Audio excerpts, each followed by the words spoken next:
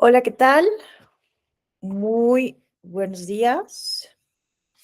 Bienvenidos, bienvenidas a este módulo sobre elementos filosóficos del pensamiento crítico. Les felicito por inscribirse a este diplomado. Me parece fundamental, ¿no? Fomentar el pensamiento crítico en el derecho electoral. Y bueno, además que les felicito por estar tomando este diplomado a esta hora de la mañana, ¿no? ¿Cierto? Este, entonces, bueno, eso refleja el compromiso que tienen ustedes con el conocimiento jurídico electoral y con la formación, con la democracia de este país. De verdad es que sí les felicito. Bueno, pues vamos a empezar. Miren, déjenme les comparto la pantalla.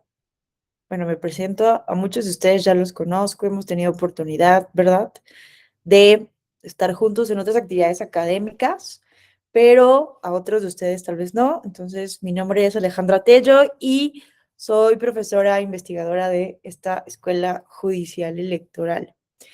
Y bueno, déjenme compartir la presentación para mostrar qué vamos a ver en esta sesión, en este módulo. Aquí estamos. Bueno, entonces nos toca hablar de los aspectos filosóficos del pensamiento crítico, ¿cierto? Pero vamos a empezar eh, por lo básico, ¿no? ¿Qué es el pensamiento crítico? Y para entender, ¿no? Porque, ¿qué tiene que ver con la filosofía? Pues creo que evidentemente todo, ¿no? La filosofía es en sí misma, me parece, eh, pensamiento crítico, ¿no? El hecho de cuestionar, hacer preguntas, me parece ya de entrada que es el tema en sí mismo de la filosofía, ¿no? O sea, pero, pero bueno, hay una, eh, pues una escuela ya muy específica que se ha denominado de pensamiento crítico, ¿no? Y eso es lo que queremos aquí, pues, estudiar, analizar, reflexionar, ¿no? Bueno, vean, me gustó esta definición de Richard Paul sobre el pensamiento crítico, que lo define como el arte de pensar sobre tu pensamiento mientras estás pensando con la finalidad de pensar mejor, más de forma clara o más defendiblemente, ¿no? Y vean, también me gusta esta definición de Sarah Benes que habla del pensamiento crítico, vean, como un proceso de aprendizaje para la democracia, ¿no? Entonces, eh, creo que al final del día esto es lo que buscamos transmitir en este diplomado, que el pensamiento crítico es vital y es fundamental para la democracia, ¿no? Es muy peligroso en estos tiempos, bueno, siempre en todos los tiempos ha sido muy peligroso, ¿no? Las adherencias ciegas a ideologías es muy nocivo, ¿no? Para la democracia, la imposición de visiones del mundo sin ninguna clase de cuestionamiento, ¿no? Entonces, el pensamiento crítico no es otra cosa, ¿no?, que poner en cuestionamiento las ideas, las reflexiones, a través, ¿no?, de pues, ciertos parámetros, de ciertas metodologías.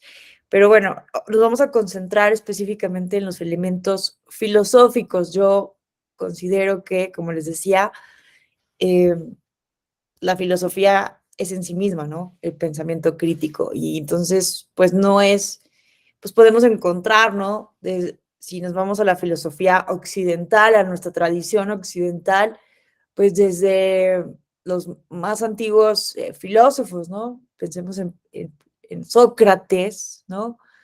Eh, eh, en Platón y cómo nos describe también, ¿no?, la alegoría de la caverna cuando hace referencia a su maestro Sócrates, ¿no? Que Sócrates, pues, fue uno de los filósofos, pues, más importantes del pensamiento occidental y que iba, ¿no? Iba por Atenas caminando, cuestionando lo que asumían las personas que conocían, ¿no? Y bueno, eso le costó desafortunadamente la vida, pero él cuestionaba el conocimiento que las personas asumían conocer en la antigua Grecia. Bueno, recordarán ustedes, ¿no? La alegoría de la caverna. ¿Quién la recuerda y que nos pueda explicar? ¿Algún voluntario o voluntaria que nos recuerde qué es esto de la alegoría de la caverna?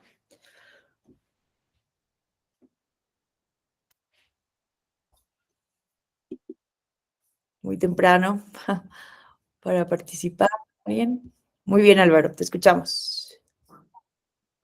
La alegoría de la caverna es esta, donde está alguien, por así decirlo, en la parte trasera, ¿no? De la cueva y vaya, mediante sombras, pues él, le dicen que hay monstruos y todo esto y pues él nunca se atreve a salir porque pues, él ve sombras y ve todo esto, como bien está la imagen, y en realidad pues no existe tal, ¿no? Es una mera, mm, una construcción que le han hecho creer para que pues, tenerlo sometido dentro de la caverna y en realidad afuera pues no hay nada, nada extraño, no hay monstruos, no hay nada de esto.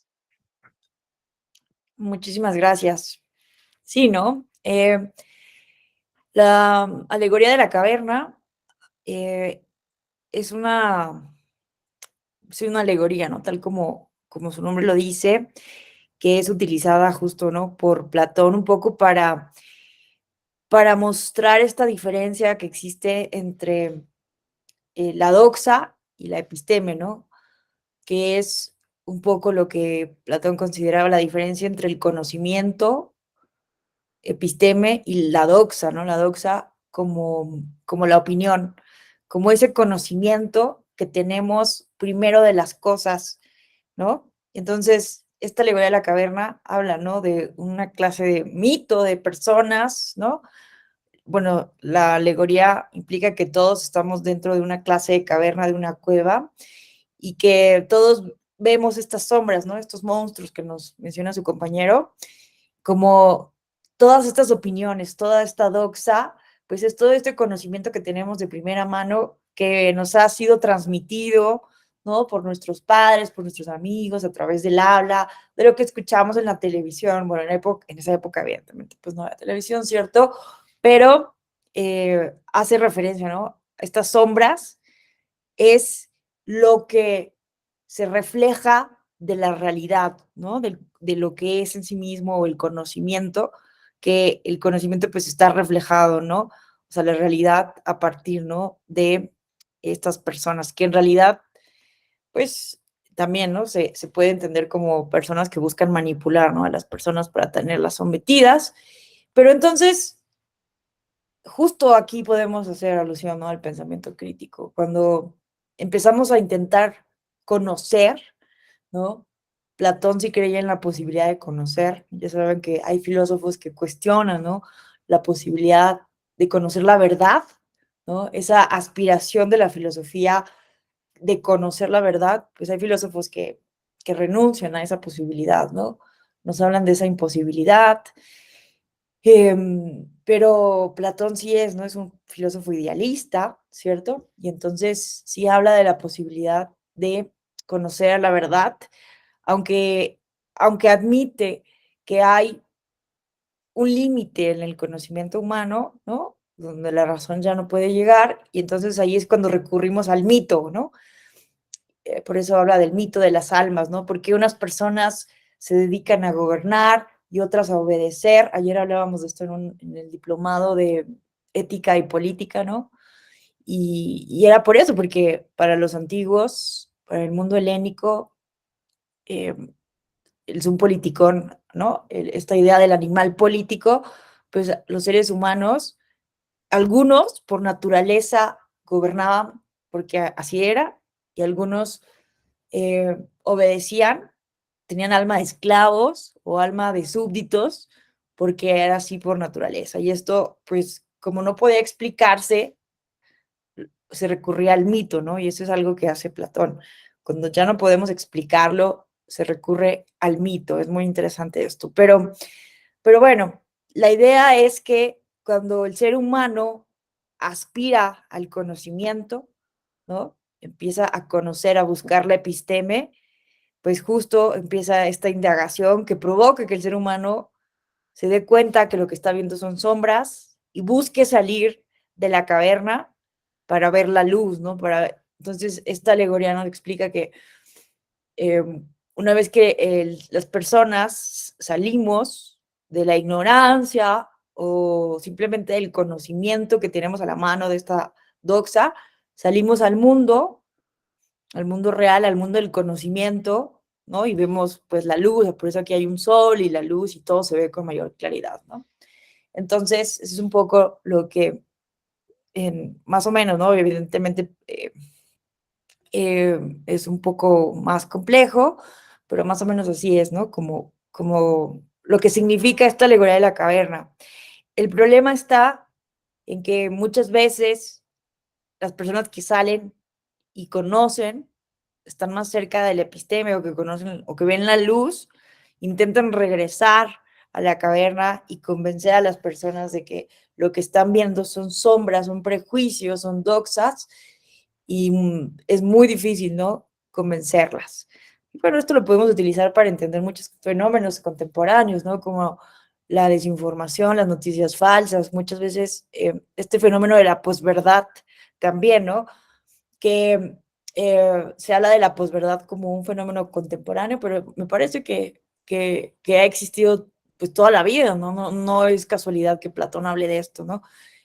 Desde hace tantos siglos. Entonces, eh, pero es esta idea, ¿no? De que muchas veces el ser humano, además, ¿no? Lo que conocemos, tenemos como cierta clase de aferrarnos al conocimiento, a lo que ya conocemos. Somos como muy conservadores los seres humanos ante un mundo tan inhóspito, ante una realidad tan compleja.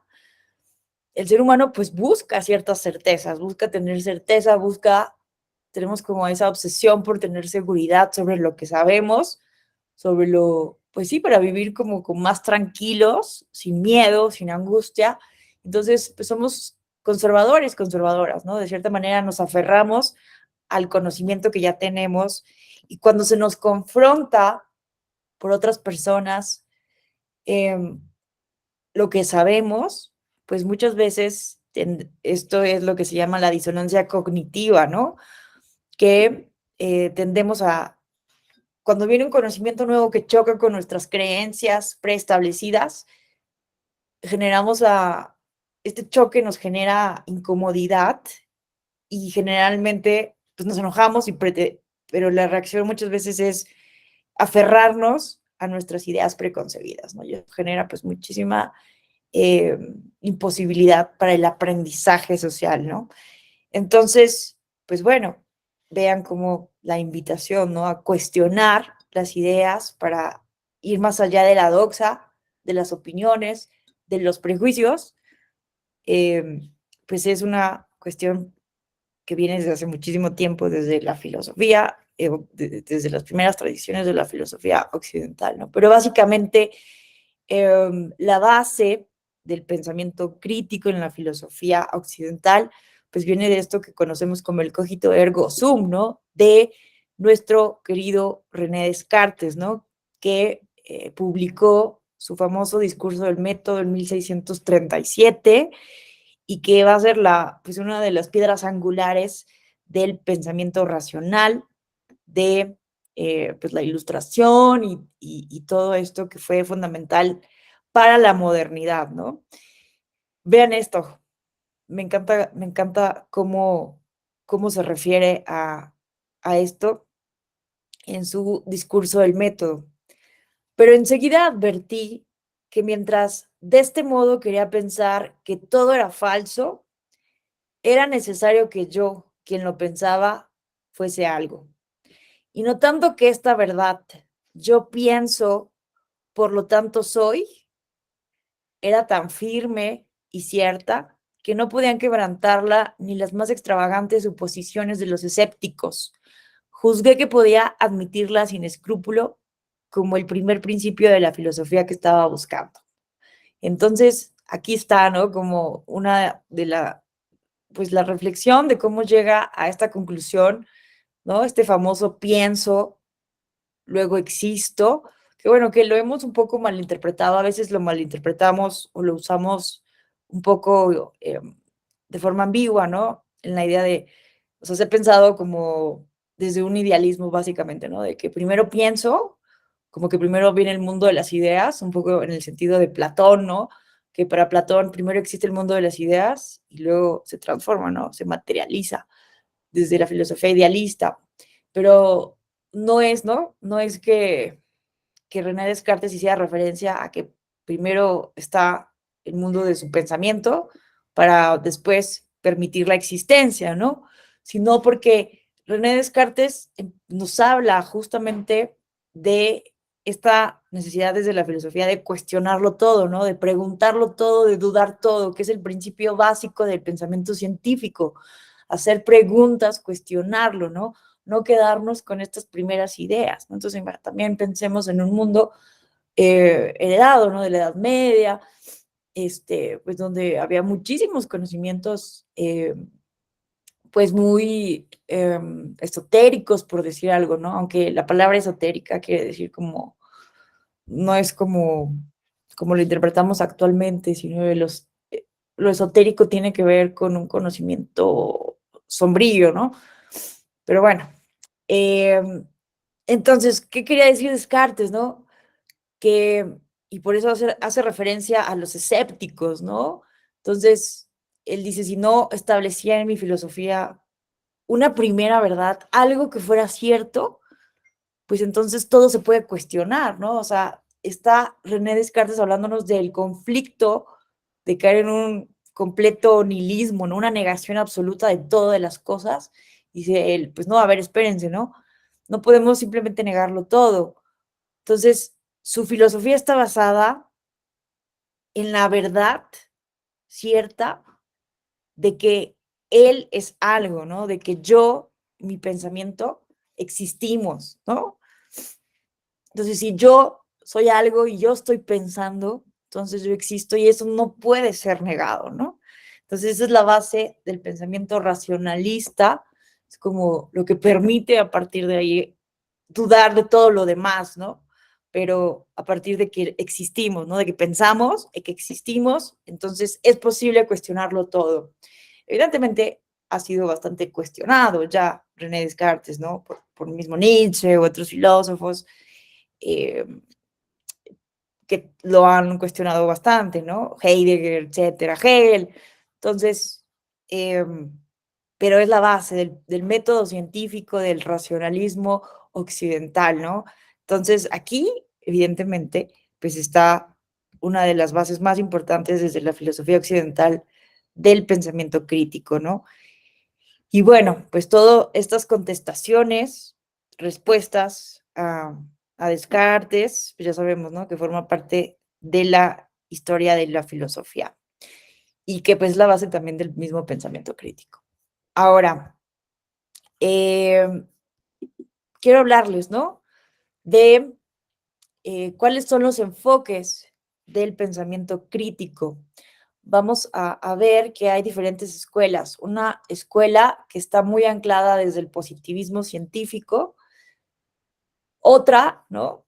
Que viene de la teoría crítica, la escuela crítica, ¿no?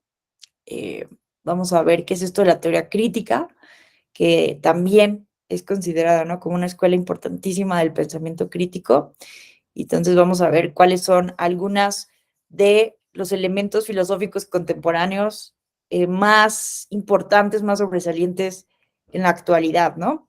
Entonces vamos a empezar con el positivismo, que es como la escuela, pues, la principal, ¿no? La primera promotora de esto que entendemos como el pensamiento crítico. ¿Cómo se ha desarrollado esto que llamamos pensamiento crítico en el positivismo científico? Pues vean, hay 4 etapas. Bueno, aquí yo agregaría una, ¿no? Porque aquí el análisis del autor se queda hasta 1992. Podríamos aquí agregar una quinta, ¿no? Para hablar de 1992 a la actualidad. Entonces, estamos hablando de 5 etapas, ¿no? La primera, que va de 1910 a 1939, John Dewey establece el método científico como base, ¿no? Del pensamiento crítico. Bueno, reflexiona, ¿no? De la importancia del método científico como una base del pensamiento crítico. Entonces, ¿recuerdan cómo los pasos del método científico? ¿Qué nos recuerda estos pasos del método científico? ¿Se acuerdan? ¿Los tienen claros alguien? ¿Alguien que nos quiera ayudar? ¿Se acuerdan de sus clases de física, de biología, de estas ciencias duras, ¿no? Que pues nos enseñaban los pasos del método científico. ¿Alguien que lo recuerde?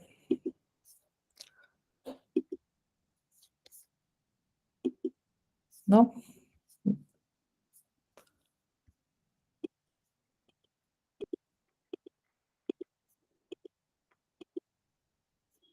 Bueno, básicamente, ¿no? Era esto de la observación, ¿no?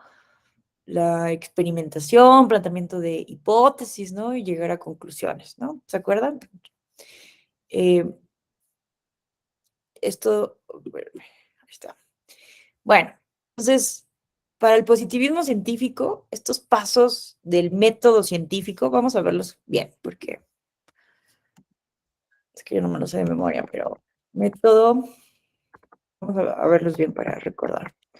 Pasos del método científico, ¿no? Bueno, aquí te lo ponen. Preguntar, ¿no? Investigar el tema, elaborar una hipótesis, probar la hipótesis, analizar los datos y llegar a los resultados, ¿no? Entonces, básicamente es eso, ¿no? Y bueno, aquí tenemos a estos grandes filósofos, ¿no? Que Hume, Popper, Cohn, ¿no? Que nos hablan de la observación y los hechos, la famosa falsabilidad, ¿no? De las hipótesis de Popper, y Kuhn, que nos habla de los paradigmas científicos y cómo estos se van transformando, ¿no? Justo a partir de lo que nos permite cuestionar el pensamiento crítico a través del pensamiento, del método científico, ¿no? Y bueno, tenemos una segunda etapa que va de 1940 a 1961. Othaniel Smith es creador del término como tal en el positivismo, dentro del positivismo científico. Este es como quien empieza a hablar muchísimo de pensamiento crítico, quien crea el término y que lo introduce de manera fuerte a el estudio científico. Y en un primer momento está enfocado, ¿no?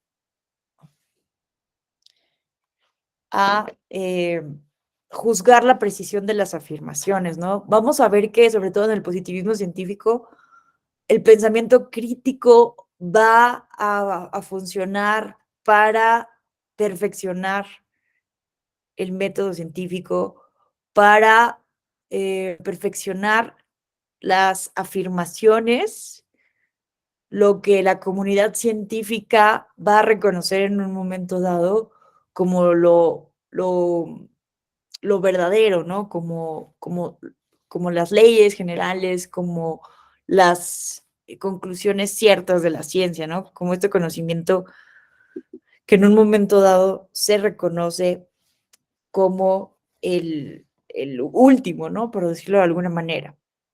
Entonces, pues vean, ¿no? Que en un primer momento, pues el pensamiento crítico justo es como para perfeccionar las conclusiones de las investigaciones científicas, ¿no? De 1962 a 1979 viene otra etapa en donde el pensamiento crítico se va, la escuela del pensamiento crítico se va sobre todo a enfocar en la enseñanza a los estudiantes en torno a las conclusiones correctas e incorrectas, ¿no?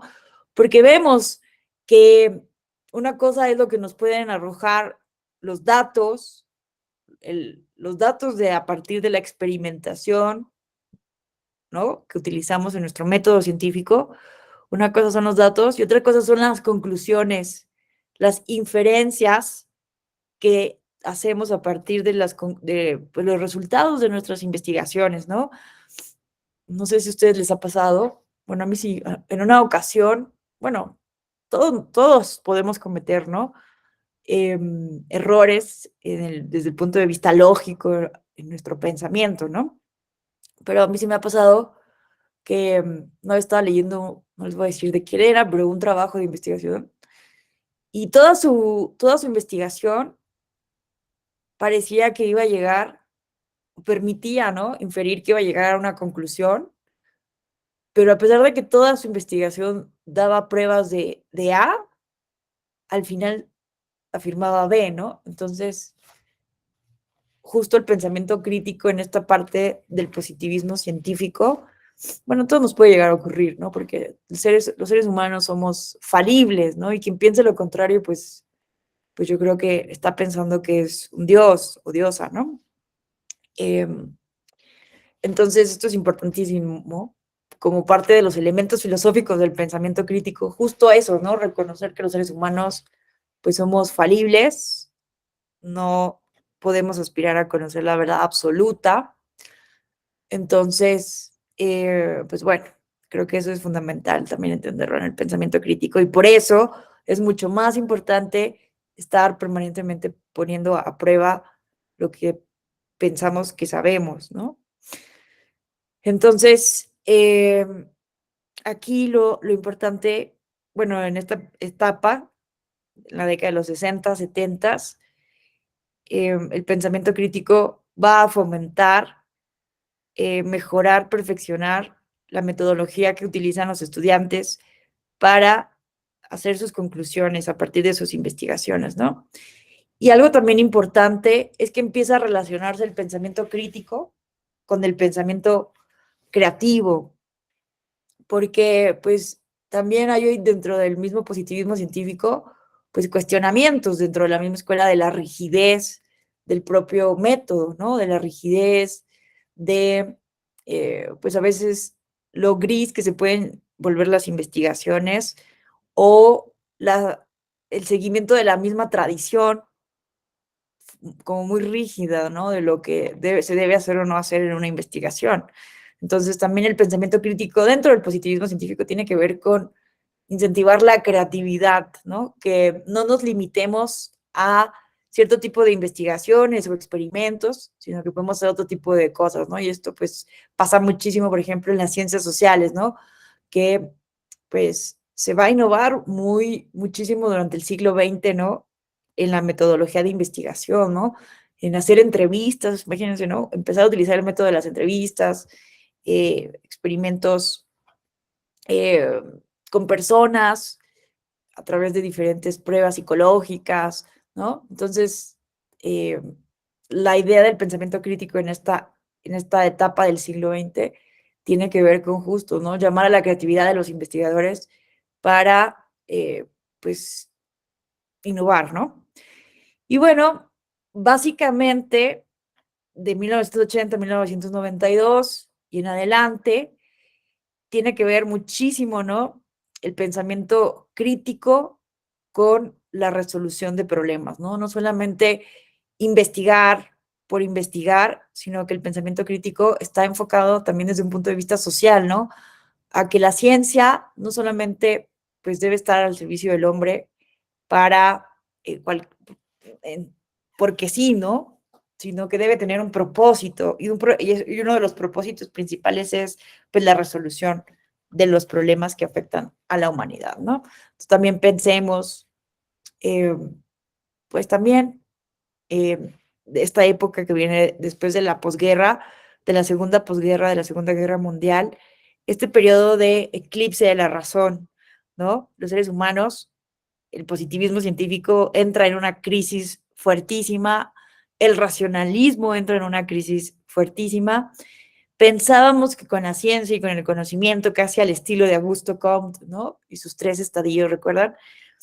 El padre de la sociología, ¿no? Augusto Comte, que pensábamos que con el conocimiento, que con la ciencia, que con la técnica íbamos a vivir felices en un paraíso donde todo iba a ser perfección, y nos dimos cuenta que utilizamos el conocimiento para crear las más poderosas armas de destrucción masiva. Entonces el mismo Einstein, ¿no?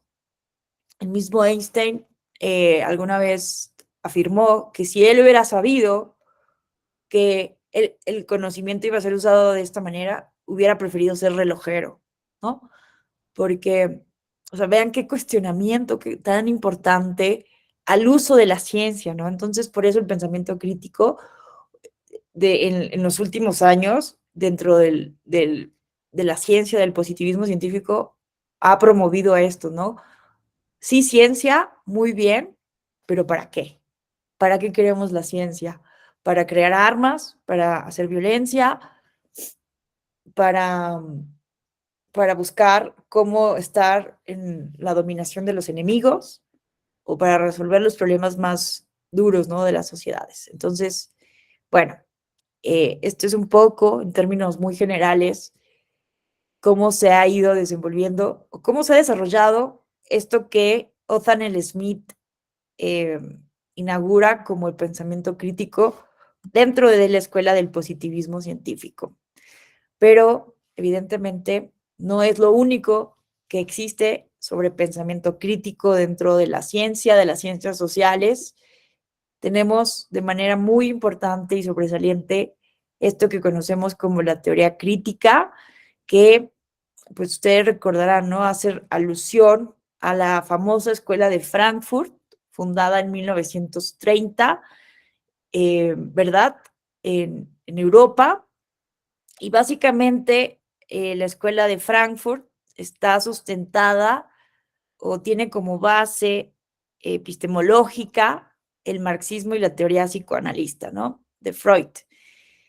Con Marx y Freud, ¿no? Como uno de los grandes críticos, ¿no? De, pues, estas concepciones, pues, de la filosofía occidental, ¿no? Básicamente, bueno, Marx del liberalismo democrático, del capitalismo, como consecuencias, ¿no? De la evolución del conocimiento y de la filosofía en el mundo occidental, y Freud nos va a cuestionar muchísimo, ¿no? Ese conocimiento aparente que tenemos desde el consciente, ¿no? Revelándonos que existen muchísimas cuestiones, ¿no? Que también influyen o que determinan el comportamiento humano que están en el subconsciente, ¿no? Y que necesitan ser también develados. Entonces, esas son las bases de la Escuela de Frankfurt, de la famosa teoría crítica. Y básicamente, eh, bueno, pues estos autores, ¿no? Eh, Adorno, Horkheimer, pero vean que aquí encontramos, ¿no? Otros famosos pensadores, aquí está Foucault, ¿no? Michel Foucault, otros integrantes de la Escuela de Frankfurt, de la teoría crítica, pues justo van a buscar cuestionar el dogmatismo de la teoría tradicional, ¿no? Entonces, la teoría crítica es como una respuesta a la teoría tradicional del mundo occidental. Piénsese en el positivismo científico o piénsese, ¿no? En el liberalismo, por ejemplo, ¿no? El liberalismo político, el liberalismo económico, eh, cómo las ideologías o las filosofías o las teorías hegemónicas tradicionales, ¿no? Entonces, la escuela crítica busca, ¿no? Ser una respuesta a este dogmatismo. ¿Qué es el dogmatismo? Pues dogmatismo justo viene de dogma, ¿no? De lo que asumimos en el mundo occidental como cierto, como que lo debe ser. Entonces, tenemos muy anclado esto, ¿no? Entonces, por eso es tan importante el pensamiento crítico. Pensamos, yo sigo insistiendo, y lo seguimos utilizando sin ningún cuidado en nuestras afirmaciones más cotidianas, ¿no? Es que la ciencia es lo mejor o debe ser protegido, o sí, pero aguas, ¿hasta qué punto, no? Me parece que nunca que pocas veces no nos detenemos a pensar en qué estamos defendiendo. Entonces, sí, ciencia, pero insisto, ¿no? ¿Ciencia para qué? ¿Con qué finalidad? Yo creo que es una pregunta que incluso, ¿no? Nosotros que tomamos estos diplomados, que nos interesa muchísimo conocer, tendríamos que hacernos esta autocrítica, ¿no? Esta pregunta. Sí, quiero conocer más, pero ¿para qué? ¿Cuál es la finalidad? Y cada quien podrá tener su propia motivación y puede ser muy legítima, ¿no? Pero creo que es importante cuestionarnos. ¿Para qué? Porque quiero tener más constancias a lo mejor y subir de posición, a lo mejor buscar una promoción, que es válido, es legítimo, ¿no? Y no tiene por qué ser algo negativo o estar peleado también de querer conocer más por la curiosidad que implica el propio conocimiento. O porque también hay un fin social detrás, ¿no? Porque me gustaría conocer más para comprender mejor los problemas sociales y buscar contribuir de mejor manera en la resolución de los problemas que afectan, ¿no? Nuestro derecho electoral, por mencionar algo. No sé, qué sé yo. Muchas razones pueden ser válidas, ¿no? O, pero creo que sí habría que cuestionarnos, ¿no? Desde el punto de vista ético, o porque quiero dominar, porque muchos sabemos que el conocimiento también es poder. Y entonces puede ser, ¿no? Que alguna de nosotras queramos simplemente conocer para tener poder y por el poder mismo. Y ahí es cuando cabría hacernos esta crítica, ¿no? Esta reflexión y donde están los peligros, ¿no? Cuando es lo que Luis Villoro, ¿no? Habla del poder impositivo. Me encanta esta propuesta analítica de Luis Villoro sobre el poder en su obra, en una obra sobre teoría del valor, fundamentos de una política ética, de una ética política, discúlpenme, y nos habla de la diferencia del poder impositivo y del poder expositivo, ¿no? Porque también tendemos a pensar que la política es mala o que el poder en sí mismo es malo, y no, o sea, no necesariamente necesitamos el poder político para lograr fines sociales, ¿no? Entonces, hay que cuestionar también estas ideas que tenemos, estos prejuicios, ¿no? Estos doxas, estas sombras que tenemos sobre el poder, ¿no? Entonces me gusta esto de Luis Villoro, porque Luis Villoro nos dice, hay que distinguir entre el poder impositivo, que el poder impositivo implica el poder por el poder mismo, ¿no? O el poder expositivo, que no trata de imponer una visión del mundo sobre otra, sino justo un poco también recordando a Habermas, ¿no? O a mi Hannah Arendt, que es mi pensadora política favorita, me parece que es la mejor pensadora política en la filosofía occidental.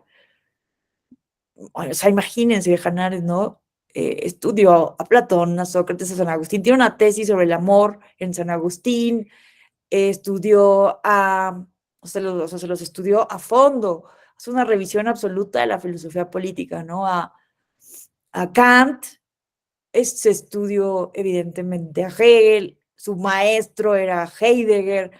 No, imagínense, está realmente, perdónenme la expresión, cañona Hannah Arendt, ¿no? Entonces, pero un poco recordando, ¿no? Esta cuestión comunicativa de las ideas de Habermas o de Hannah Arendt en cuanto a la acción comunicante, a la democracia deliberativa, pues también Luis Villoro nos habla entonces en ese sentido del poder expositivo, de un poder que no busca imponerse, sino que busca exponerse para a partir del cuestionamiento, de la argumentación, de la contraposición de ideas, convencer y lograr ese poder, ¿no? Es la consecución de objetivos que implica el poder político. Entonces, eh, bueno, la teoría crítica entonces, ¿no? Nos va a hablar, va a proponer un nuevo ideal de sociedad emancipada. Vean esta palabra, ¿no? La emancipación, que bueno, viene muchísimo también de Marx, ¿no? De esta idea tradicional, ¿no? Del marxismo ortodoxo, de que pues, los seres humanos vivimos alienados bajo la lógica del trabajo explotador, ¿no? Del capitalismo moderno. Entonces, proponía, ¿no? La emancipación de la clase obrera, del proletariado, a partir, ¿no? De justo del pensamiento crítico, digámoslo así, ¿no? De darse cuenta de estas condiciones de explotación, irnos a la revolución, ¿no? y en un momento dado imponer la dictadura del proletariado para después llegar a una etapa de comunismo, ¿no? Ahorita vemos la crítica que se hace justamente desde la teoría crítica al marxismo ortodoxo, ¿no? ¿Qué elementos debemos de cuidar? Porque también muchas veces el marxismo ortodoxo pues ha sido muy peligroso, ¿no? Bueno, no el marxismo ortodoxo, sino la ideología, las ideologías que se han derivado, ¿no? Del marxismo ortodoxo, pues, que llevaron a los regímenes totalitarios del estalinismo, ¿no? No es que el marxismo en sí mismo sea negativo, sino la ideologización. Y estoy utilizando el término ideología un poco como lo utiliza Luis Villoro, ¿no? De la perversión que se puede dar en el uso de una filosofía. Luis Villoro hace referencia al concepto de ideología política de esta manera, ¿no? Cuando se utiliza una filosofía política, sea liberalismo, sea marxismo, sea socialismo, sea anarquismo, y esta filosofía es usada de manera discursiva para justificar o legitimar un poder político, ¿no? Para Luis Villoro, la ideología es un discurso reiterativo. La ideología es un discurso que busca reiterar, mantener, justificar, legitimar un poder político, ¿no? Entonces, eh, cuando buscamos a través del uso discursivo de una filosofía para justificar actos políticos, pero que en los hechos son contrarios a ese ideal, ahí es cuando estamos hablando de ideología política. Ojo, que hay otras formas y otros usos del concepto de ideología política más, eh, como más amplios, ¿no? Ideología visto como doctrina política o como filosofía política, pero aquí vean que tiene una connotación muy clara negativa, ¿no? Como una perversión de una filosofía. Entonces, pues sí, es peligroso, ha sido peligroso, ¿no? El uso ideológico, tanto del marxismo como del liberalismo, si son como las dos filosofías que se han contrapuesto, ¿no? De manera importantísima durante, pues, el siglo XX en Occidente, ¿no? Cuando se contrapone justo, pues, en la Guerra Fría, ¿no? El socialismo y la democracia. Entonces, eh, aquí estaba, así. Entonces vean, ¿no? La importancia de la teoría crítica para cuestionar estos dogmas, ¿no? De la teoría tradicional. Entonces la teoría crítica va a proponer un ideal de sociedad emancipada, recuperando la idea de la utopía y abriendo la posibilidad de acción sobre los procesos históricos, ¿no? Una de las cuestiones más importantes que defendían los filósofos de la escuela crítica era no quedarse en puras ideas, ¿no? Porque para esta escuela crítica ese es el pecado de la filosofía, de la escuela de la teoría tradicional, ¿no? ¿De qué nos sirve tanta cuestión del deber ser? Quedarnos en estos idealismos si no son aterrizados, ¿no? En acción política que transforme realmente a las sociedades y resuelva los más complejos problemas, ¿no?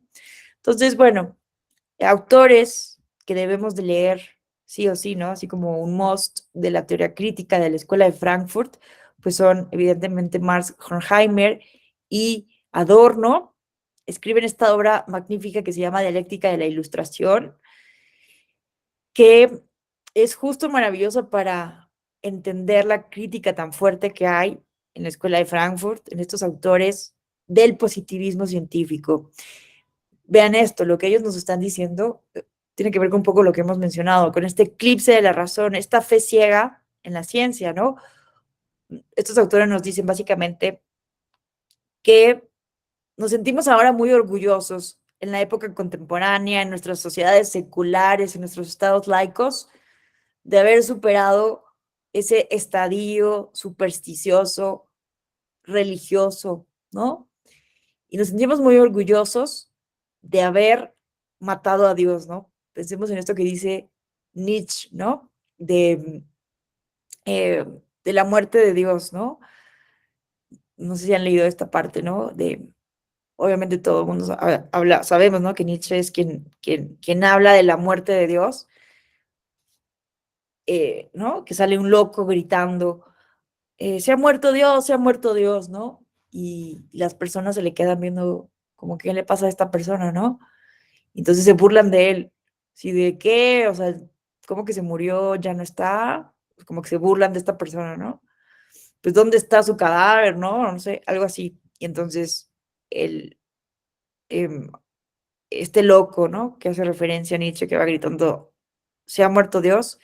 Dice, pero no es que se haya muerto, nosotros lo hemos matado, ¿no?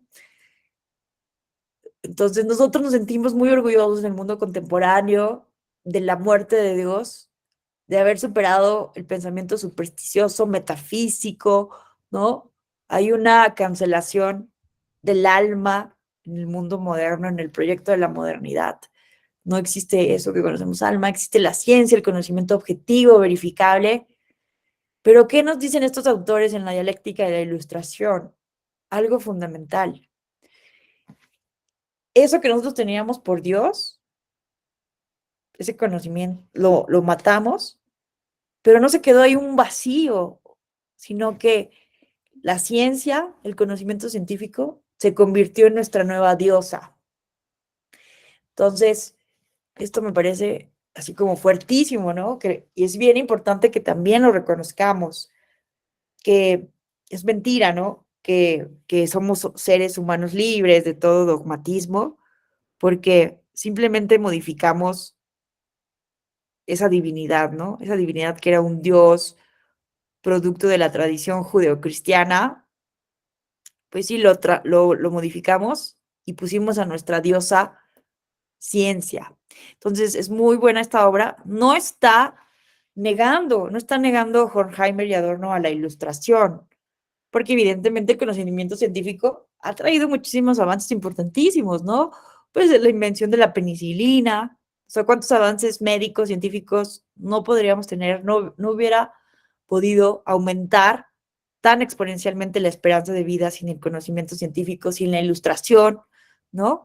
También el humanismo que produce la ilustración, el renacimiento, etcétera, pues es fundamental, pero es también fundamental ponerlo, cuestionarlo, ponerlo bajo la lupa, ponerlo bajo la crítica, pensamiento crítico, ¿no? Porque también la ciencia ha contribuido a las mayores crisis de la humanidad, ¿no? A la exterminación masiva de personas. La bomba atómica creo que es el símbolo o el ejemplo más contundente de el cuestionamiento que debemos hacer del uso de la ciencia, ¿no? Entonces, yo les recomiendo mucho que lean esta obra. Está un poco difícil porque, pero bueno, hay al principio del libro un resumen. Bueno, ya saben, como este prólogo que hacen algunos autores y que explican muy bien la obra, o hay también análisis, ¿no? De la obra, pero es muy, muy interesante, ¿no? Entonces, esta concepción, darnos cuenta, cuestionar también por qué tenemos en tanta valía el conocimiento científico, eh, porque se volvió la diosa del mundo moderno. Y bueno, entonces sería bueno también recordar cómo para los antiguos griegos o romanos también los dioses tenían defectos, ¿no? Bueno, entonces también tenemos, ¿no? Un poco más acercándonos a nuestro análisis político electoral democrático, ¿no? Habermas como un exponente de pues, la segunda escuela, la segunda etapa de la escuela de Frankfurt, porque evidentemente pues va a venir la Segunda Guerra Mundial, el régimen nazi, y van a tener que salir la mayor parte de los filósofos de la escuela de Frankfurt exiliados de Alemania. Algunos van a ser asesinados, ¿verdad? Lo cual es súper lamentable, muy triste. Y Habermas, pues va a ser parte, ¿no? Uno de los exponentes más sobresalientes de esta segunda etapa de la Escuela de Frankfurt después de la Segunda Guerra Mundial. Y pues tenemos la democracia deliberativa a través de la acción comunicante, un poco de lo que mencionaba, como él habla la acción comunicante como un elemento fundamental para cuestionar, para crear decisiones colectivas, ¿no? Y bueno, pero vean qué cosa. También hay una crítica a la misma teoría crítica, ¿no? Entonces, es lo que nos permite, ¿no? El pensamiento crítico justo, pues superar todo dogmatismo, ¿no? Entonces, vean que también hay una crítica a la teoría crítica que justo busca superar las limitaciones del pensamiento marxista, ¿no? El mismo Freud ha sido ya superado en muchos aspectos o puesto eh, bajo juicio, ¿no? Por el propio Lacan, ¿no? Por poner un ejemplo. Entonces, vean, aquí está, ¿no? La crítica de la teoría crítica justo busca superar las limitaciones del pensamiento marxista, ¿no? Entonces, ¿cuáles son las limitaciones del pensamiento marxista más ortodoxo? Y que muchas veces ni el propio Marx podríamos poner en duda si el propio Marx pensaba eso. Pero entonces, la crítica a las limitaciones del pensamiento marxista son las siguientes. Uno, superar la teleología subyacente al materialismo histórico, ¿no? Esta teleología, no recordemos lo que es el telos, la teleología es como un fin, un propósito que hay, ¿no? En las filosofías. Entonces, pues el marxismo ortodoxo parte de la idea de que la historia tiene una finalidad, tiene un propósito. El materialismo histórico sostiene, ¿no? Que después de diferentes etapas sucesivas se va a llegar a superar la historia, un poco como dicen, ¿no? Hegel, o como lo utiliza ahora Francis Fukuyama para hablar del fin de la historia, ¿no? En términos hegelianos. Pero es entonces la crítica al marxismo ortodoxo y si esta teología es, a ver, ¿por qué estamos tan seguros, ¿no? Que hay esta teleología y que después de superar la historia vamos a llegar a una etapa de comunismo, de paraíso terrenal, donde todos vamos a ser amigos, amigas y vamos a compartir los bienes materiales, ¿no? Entonces, poner en tela de duda esa teleología de la historia y esas etapas sucesivas, ¿no? Que dicta la teoría marxista tradicional, ¿no? De ir de un de una emancipación del proletariado, a la dictadura del proletariado, a la abolición del Estado para llegar al eh, socialismo y luego al comunismo, ¿no? Entonces, también la crítica, la teoría crítica nos invita a ver más allá del sujeto revolucionario único. El marxismo ortodoxo apela, reivindica centralmente a la clase obrera, ¿no? A los trabajadores de las fábricas, al proletariado. Pero justo el movimiento feminista, ecologista, animalista y de otros grupos históricamente vulnerados van a cuestionar estas limitaciones del pensamiento marxista ortodoxo. No solamente es la clase obrera, ¿no? Hay otras transversalidades, otros sujetos revolucionarios que también necesitan ser reivindicados, como las mujeres, las personas y los pueblos indígenas, las personas, por ejemplo, ¿no? En México, las afromexicanas o los afrodescendientes en toda la parte del mundo que fueron esclavizados, los migrantes, etcétera, ¿no? Entonces, esto es vital, ¿no? Y vean lo que es, pues es fundamental traerlo a colación de nuestro derecho electoral, porque pues entonces cobra muchísimo más sentido la razón de ser de las acciones afirmativas, ¿no?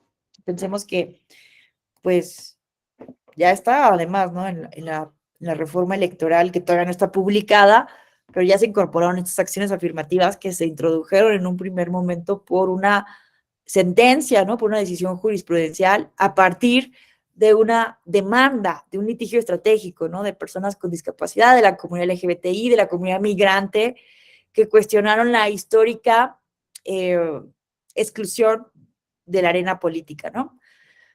Bueno, entonces vean qué importante el pensamiento crítico, ¿no? En ese sentido, y cómo tiene relación con nuestro derecho electoral. Y bueno, también hay una invitación a ver más allá del determinismo económico. Recordemos esta clasificación, esta categorización del conocimiento que hace Marx, ¿no? De la estructura y la superestructura, ¿no? La estructura como, como el mundo económico de las sociedades y la superestructura como la cuestión ideológica y política, ¿no? Entonces, el marxismo ortodoxo va a defender la idea de que la economía es lo que determina las relaciones sociales, ¿no? Entonces, bueno, esto va a ser puesto en tela de juicio, ¿no? Tanto por la teoría crítica como por quienes han criticado, ¿no? También la teoría crítica. Y finalmente, ¿no? Superar el sesgo monocultural moderno, que esto nos habla de superar, pues, este eurocentrismo, ¿no? Esta androcentrismo, también esta visión muy centrada en el mundo, en el hombre masculino, singular, europeo, y empezar a hablar en plural de las personas y de quienes están fuera del mundo occidental, ¿no? Entonces también, pues un poco aquí podemos traer a colación, ¿no? Las visiones multiculturalistas, pluriculturalistas, que van a cuestionar justo este monoculturalismo moderno. Bueno, entonces, ¿qué hora tenemos? No sé si hasta aquí alguien quisiera hacer algún comentario, cuestionamiento, aportación, pregunta. ¿Todo bien? ¿Vamos bien?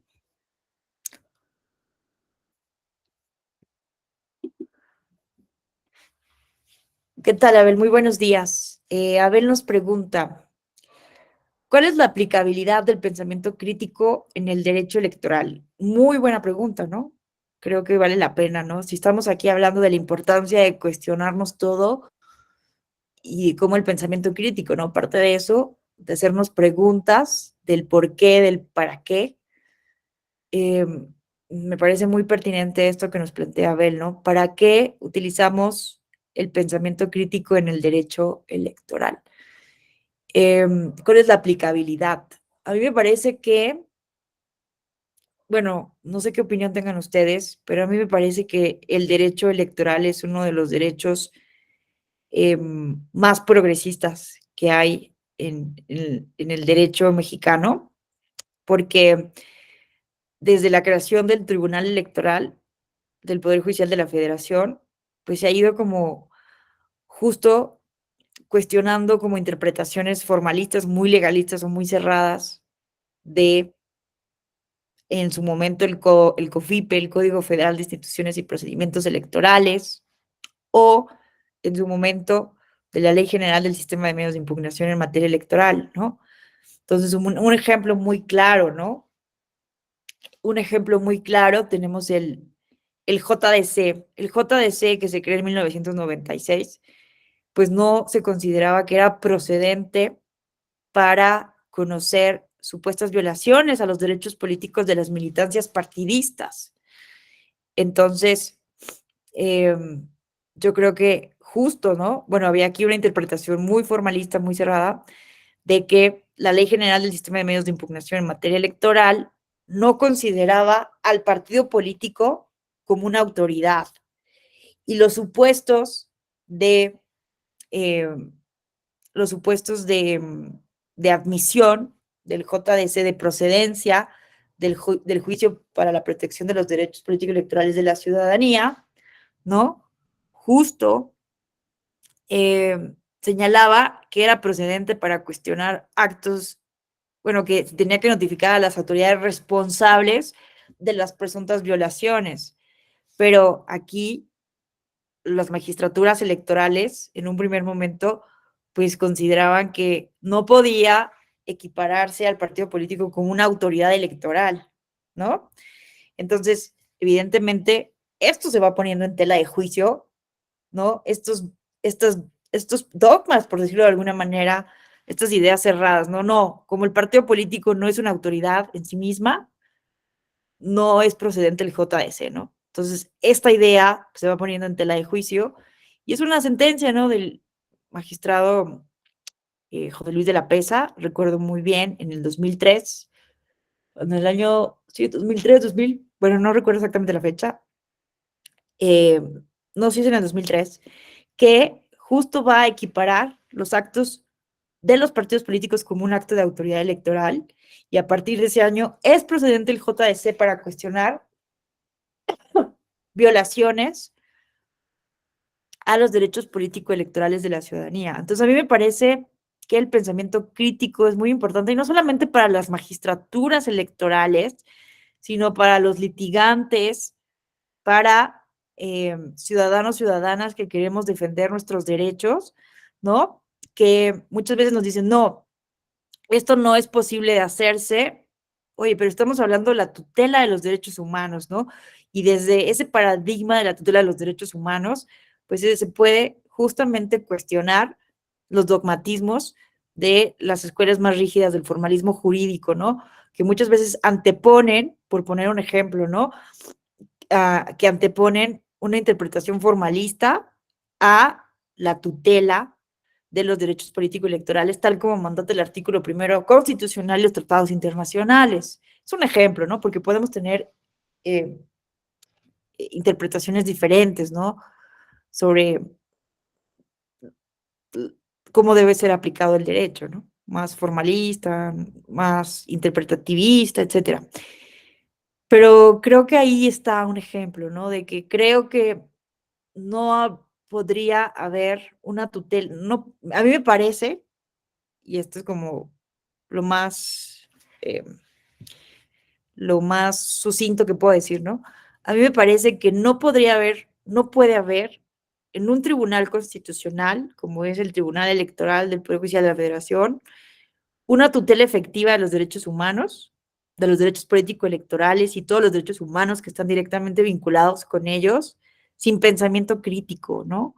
Porque me parece que evidentemente hay una brecha y un desfase, ¿no? Entre lo que dice la ley al pie de la letra y la exigencia de tutela efectiva de los derechos humanos. Entonces, sin pensamiento crítico por parte, insisto, de litigantes, de jueces electorales, de... Hola, Carla Denise, qué gusto saludarte. Te escuchamos, muy buenos días. Gracias, Ale, perdón por interrumpirte, creo que te corté la idea. No, venga, venga, ya me cansé yo de hablar solita, es un monólogo, me gustaría que hablaras más, venga. Gracias, Ale, buenos días a ti y a todos mis compañeros. Bueno, ahorita lo que hemos visto de la clase y con lo que estabas dando tu contestación a la pregunta que hacía el compañero, y bueno, a mí me llamó mucho la atención, ¿no? En su momento al inscribirme este diplomado de pensamiento crítico, ¿no? Porque es pensar, como decía la definición que nos mostraste al principio, ¿no?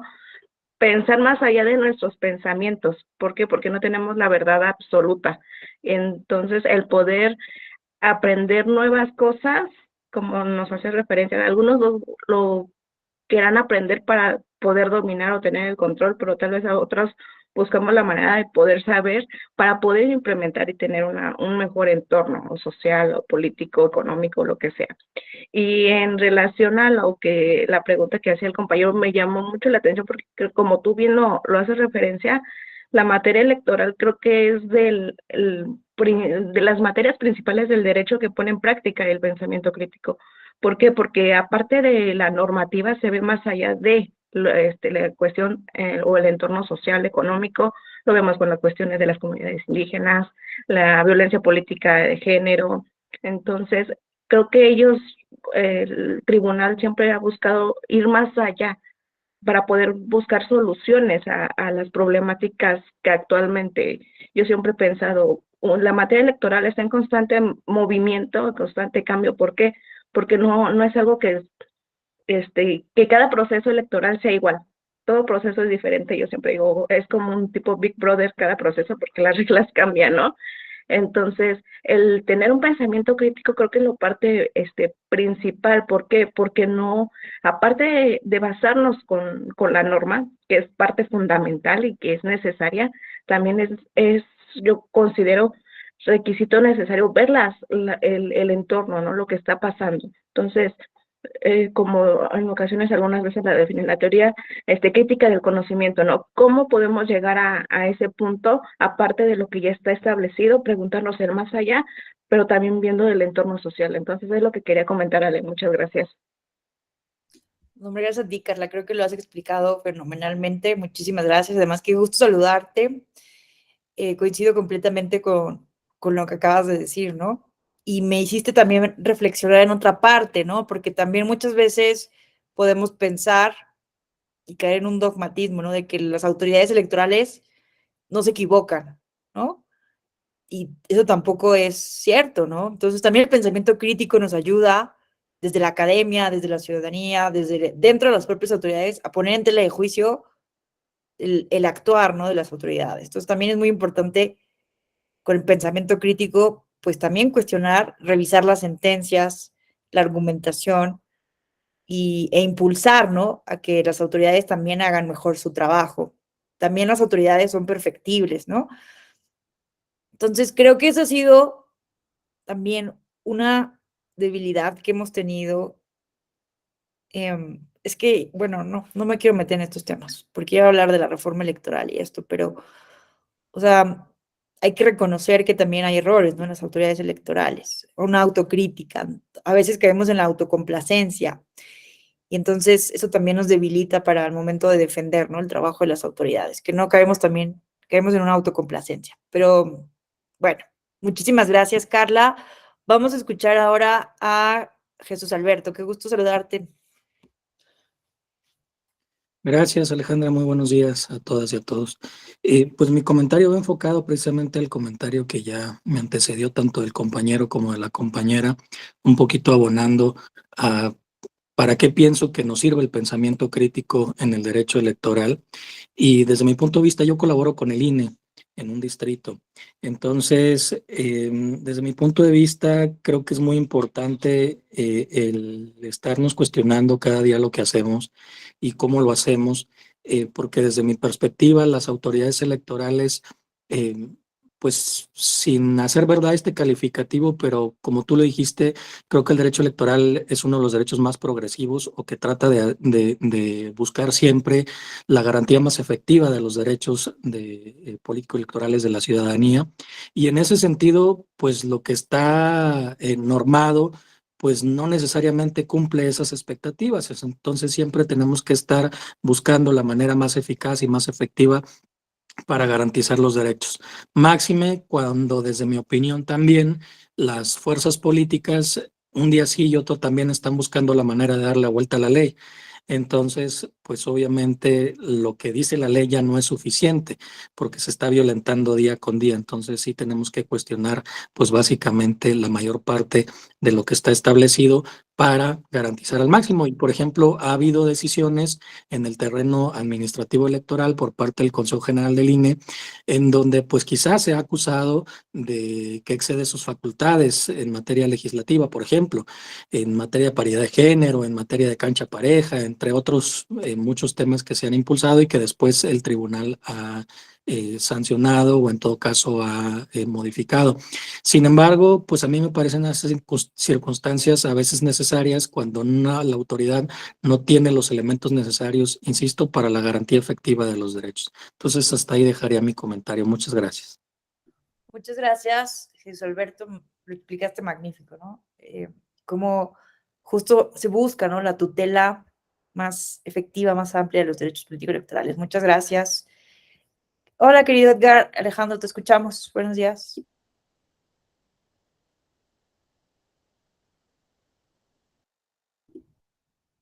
¿Se desconectó, Edgar?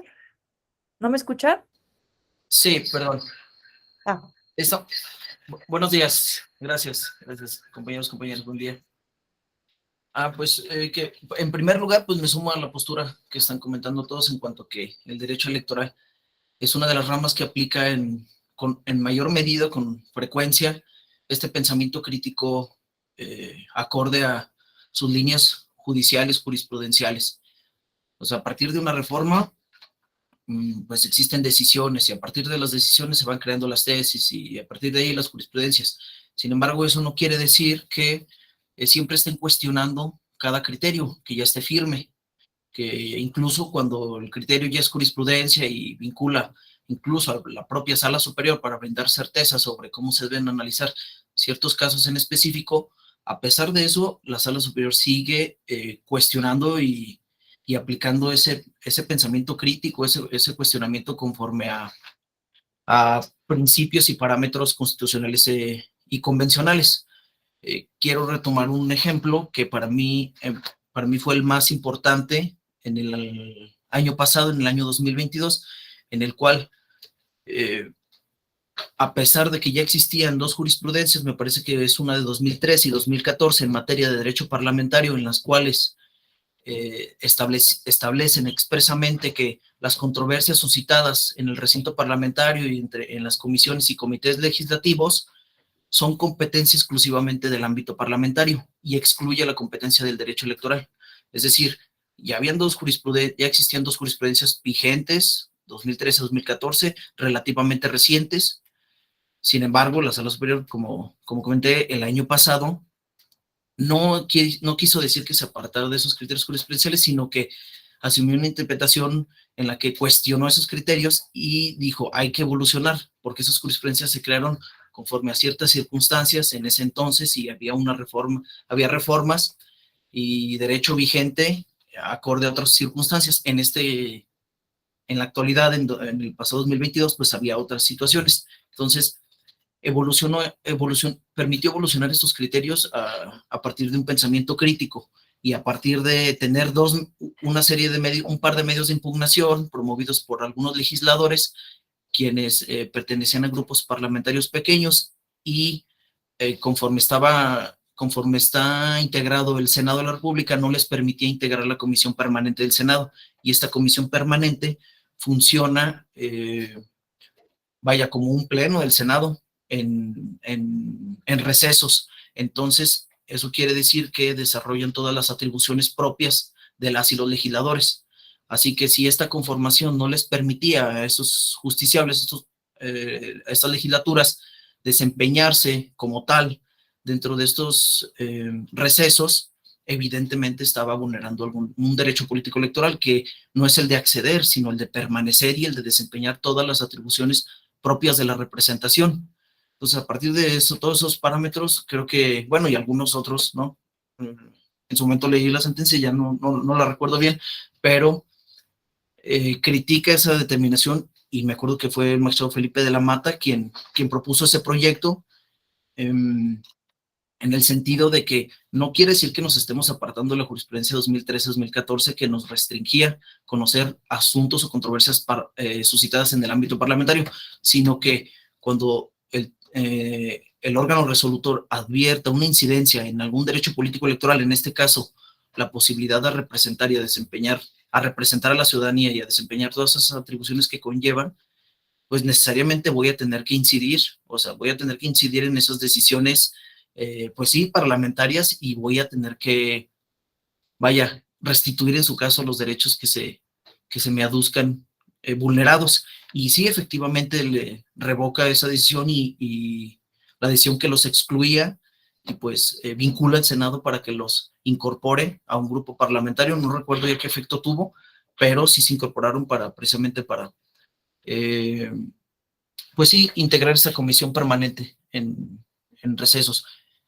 A lo que voy con este comentario, pues es lo importante de la Sala Superior, que a pesar de tener jurisprudencias, siempre está en constante evolución, pues incluso criticando lo que ya tiene, lo que ya es certero, lo que ya genera total certidumbre tanto para las autoridades como para las y los justiciables, y pues eso es algo muy positivo de este tribunal, y pues muy ambicioso. Es cuanto. Me encanta tu ejemplo. Muchas gracias, Edgar, por recordar este ejemplo muy específico, ¿no? Porque si nos quedamos en el dogma, en el conocimiento doctrinario, ¿no? De que hay que separar el derecho parlamentario del derecho electoral, pues no vamos a tutelar los derechos político-electorales, ¿no? Que como lo dices muy bien, pues funciona, ¿no? Como un pleno, es como un símil, ¿no? Básicamente, y también ahí se está ejerciendo el derecho político electoral y la soberanía popular también ahí debe quedar reflejada, ¿no? Entonces, también sobre el tema de violencia política contra las mujeres en razón de género, que algunos casos, ¿no? También le ha entrado al tribunal, aunque se está dando en el seno del Poder Legislativo. Me gusta mucho esta frase de un colega de Sala Regional Monterrey que decía, a ver, la inmunidad parlamentaria no implica impunidad, ¿no? Entonces, el pensamiento crítico implica eso, ¿no? Cuestionar estas como grandes enseñanzas, estas ideas que tenemos como que nos enseñan en nuestras facultades de derecho, ¿no? O, bueno, no todos somos abogados de licenciatura, pero lo que nos van a enseñar, lo que aprendemos en el mundo jurídico, ¿no? Es que es A, B y C. A ver, pero esto realmente aplica así ya cuando estamos hablando de la aplicación del derecho, ¿no? Entonces, por eso es tan importante, ¿no? También pensar en el realismo jurídico, ¿no? En la sociología, desde la sociología jurídica, en la filosofía jurídica, y poner en tela de juicio, ¿no? La aplicación de de esas doctrinas en los problemas reales con miras a tutelar efectivamente los derechos político-electorales. Muchas gracias, Edgar. Abel, mira qué buena pregunta hiciste porque generó esta conversación que me parece muy buena. Vamos a escuchar ahora a Álvaro. Hola, buenos días, compañeras, compañeros, doctora. Yo me gustaría ir con 3 puntos muy concretos. Ahora que usted mencionaba que quería un poco participar en el tema de la reforma electoral, bueno, yo estoy en la Cámara de Diputados, yo no soy abogado, soy politólogo, y una parte que yo les hacía en las comisiones en las que estábamos, que era en la que estamos, que es reforma política y puntos constitucionales, que evidentemente nos tocó revisar las dos, bueno, revisar, ¿no? Porque pues tampoco hubo una revisión exhaustiva, pero lo primero que les decía era, porque nos tocó participar con la parte redactora, era, oye maestro, pues le hubieras metido un poquito de teoría, ¿no? Digo, porque, o sea, si ustedes revisan la iniciativa presidencial y la iniciativa legal, pues ninguna está aterrizada con base a una teoría pues, del cambio, ¿no? Por así decirlo, estas grandes teorías. Además, para mí fue un tema interesante porque ese es mi tema de tesis de la maestría, ¿no? Entonces, pues a la hora de revisar un poco las tesis ante las reformas electorales anteriores, pues te llegas a encontrar ciertos fundamentos teóricos que dices, va, ¿no? O sea, este cuate sí le estudió, o quien lo redactó sí le estudió. Pero cuando nosotros estudiamos esta nueva reforma, pues no hay tal, ¿no? Y una de las grandes críticas que yo les hacía, les decía, maestro, o sea, tu reforma es reactiva, no es una reforma propositiva, ¿no? O sea, tú escuchas hablar a los que están buscando hacer la reforma y todo el tiempo es planteada con base a lo que el presidente del INE les hizo, ¿no? O lo que el tribunal les ha hecho, ¿no? Le dije, pues estamos actuando con base a lo que nos han hecho, ¿no? Pero no estamos yendo más allá de, bueno, superando esta etapa, ¿cómo puedo yo darles nuevamente la vuelta, ¿no? Y una parte también precisamente hablando de esta parte importante que a veces también, pues sí, el tribunal a mí me ha sorprendido, fue cuando era la pérdida de registro por parte del Partido del Trabajo, por ahí de 2017 o 2016, no recuerdo bien, que había perdido, no alcanzó el 3%, ¿no? Y que evidentemente la sala determina que pues sí, no habías alcanzado el 3%, pero mantenías el número de militantes, ¿no? Entonces, por lo tanto, no podías perder tu registro. Y esa fue una parte que si ustedes revisan en la nueva reforma, también se busca un poco ampliar para no perder el registro, esta parte de la transferencia de votos, ¿no? Entre coaliciones, entre partidos, que es totalmente una aberración, ¿no? Pero también la parte crítica que tiene la reforma y que uno ve adentro en la Cámara de Diputados es esta cuestión que se habla de las cuotas, ¿no? O sea, sigue habiendo cuotas y sigue habiendo cuates, ¿no? En el INE, sigue habiendo cuotas y sigue habiendo cuates en el tribunal, ¿no? Porque o sea, a nosotros nos pasan la otra película, ¿no? De que pues este magistrado es de este magistrado es de este magistrado es de este, pues sí, pues hay cuotas, ¿no? Y también hay líneas ideológicas o líneas políticas, ¿no? Entonces, por eso es que a mí me llama muchas veces la atención cuando dicen, no, es que me apego a la norma, pues ¿a cuál norma, no? Mejor dicho, en apego a mi grupo, ¿no? Político. Y esta parte que nosotros, el tribunal, pues le pesa mucho, pues es este magistrado que tienen, ¿no? En el tribunal, no me acuerdo de su nombre, pero es el famoso magistrado Billetes, ¿no? Que ese es un cuate que te puede tirar encima todo tu buena construcción de sentencias, ¿no? Que afortunadamente pues, también lo lograron quitar, ¿no? De la presidencia del tribunal, porque si no, imagínate, él, si hubiera mantenido, pues hubiera sido el elemento perfecto para armar una reforma, ¿no? En contra del tribunal, y bueno, ahí esas fuerzas actuaron, ¿no? Entonces, y ahora lo que está pasando con la Suprema, ¿no? Entonces, por eso creo que también esa parte de la teoría crítica nos permite visualizar eso, ¿no? Más allá de lo que dice la norma, ¿no? también ayer alguna compañera decía, ¿no? Es que hay que revisar lo que quiso decir el legislador en su iniciativa, ¿no? Pues sí, no, que muchas veces pues, sabemos los que estamos dentro, pues, que el legislador, pocos, contados son los que sí escriben, ¿no? Los que sí se dan a la tarea de escribir, pocos son los que traen una formación no solo académica, una formación profesional que te pueden dar, digo, no quiero decir que todos tengan que tener una licenciatura en Derecho o en Ciencias Políticas, o hay médicos, ¿no? Y cada quien en su rama es excelente, pero pues sí es muy cuestionable también esta parte. Ahora tengo varios compañeros juristas que hablan de que antes sí había una revisión de lo que quiso decir el legislador y por eso revisaban el diario de los debates, y ahora no vale ni siquiera la pena revisar el diario de los debates porque no hay un debate ideológico. Bueno, ideológico sí lo hay, pero no hay un debate conceptual, teórico, ¿no? Como sí lo llegó a haber en cierto momento, y por eso es que creo que esta parte del revisionismo crítico, bueno, no, revisión, pensamiento crítico, el revisionismo crítico, esta cosa, pensamiento crítico, pues nos puede ayudar mucho a esto, y además no dejar de tener ese sentido, pues es el fatito, ¿no? Por así decirlo, de criticar o pensar qué es lo que estaban atendiendo, ¿no?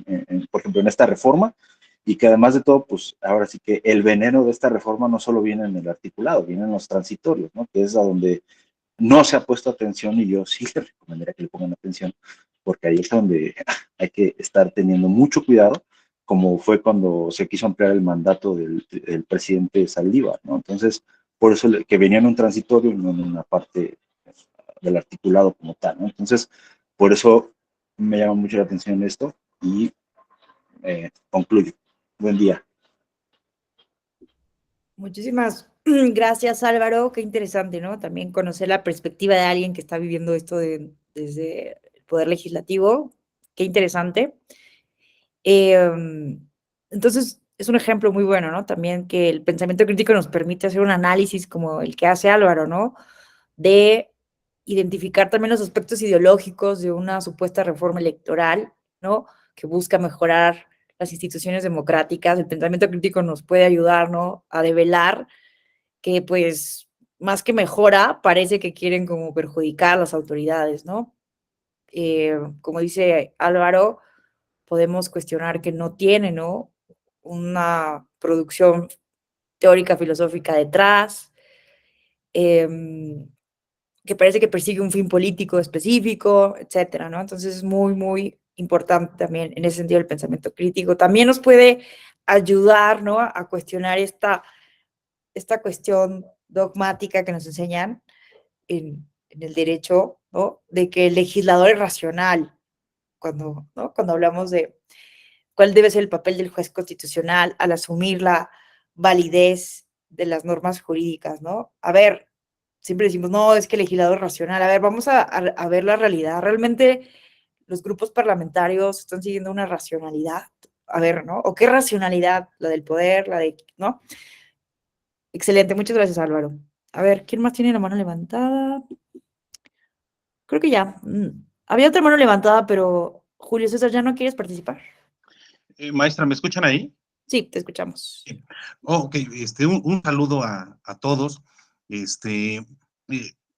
Comparto mucho las opiniones de todos ustedes, pero, bueno, voy a repetir lo que me dijo un magistrado de la antigua integración, que es muy fácil ponerse creativo cuando no te revisan.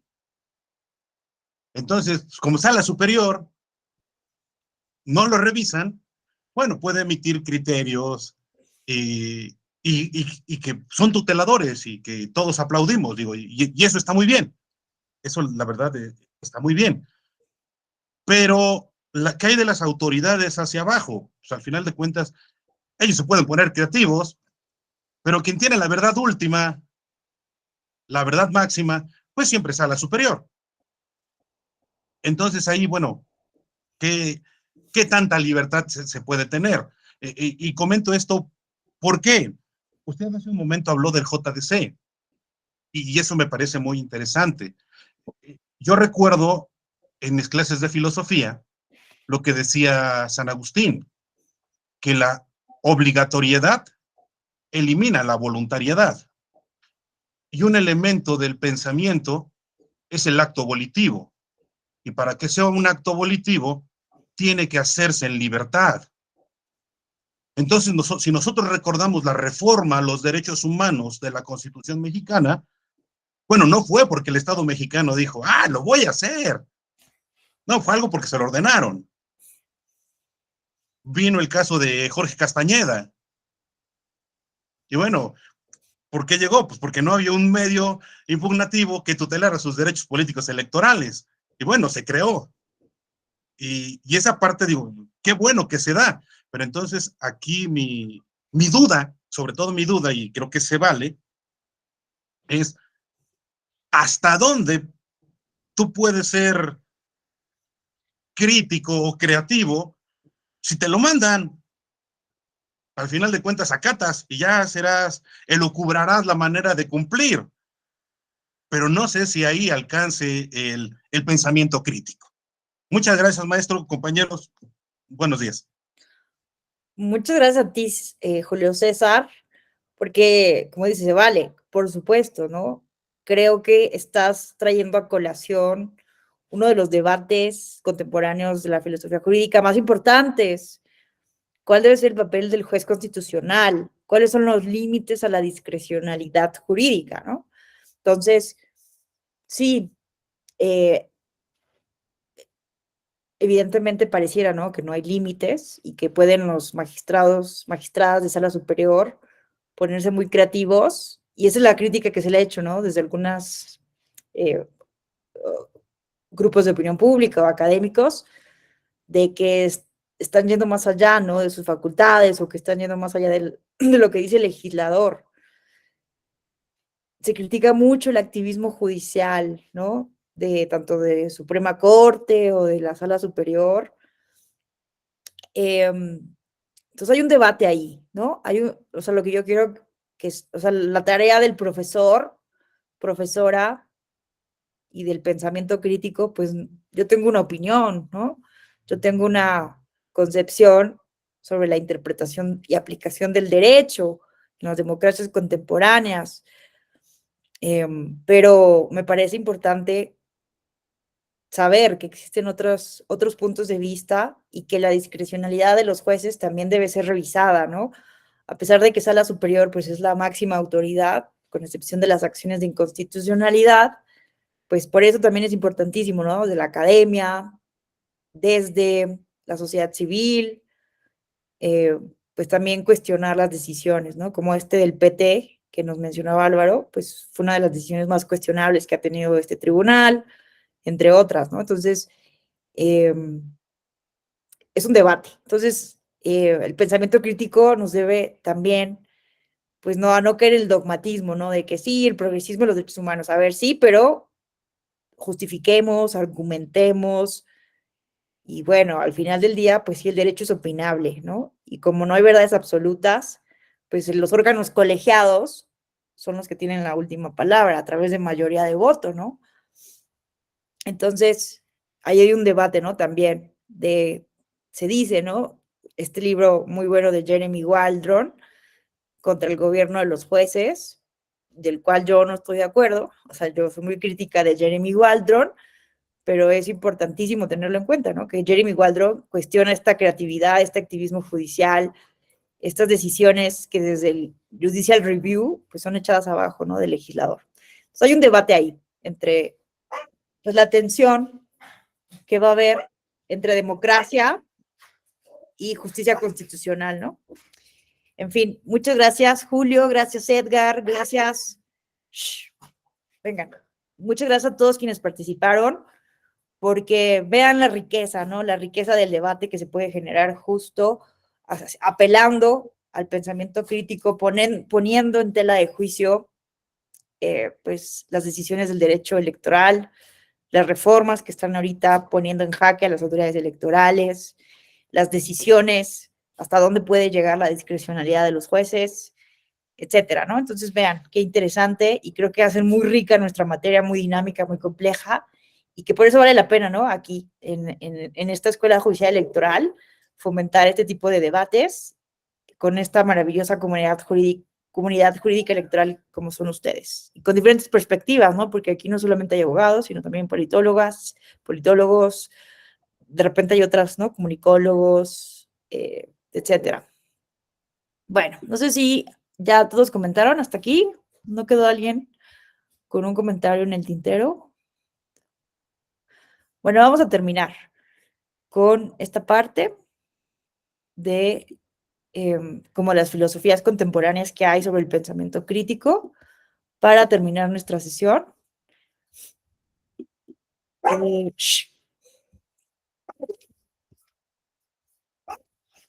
Disculpen ustedes que esta perrita. A ver. Ay, no, estoy en la presentación de ayer en la noche. Aquí está.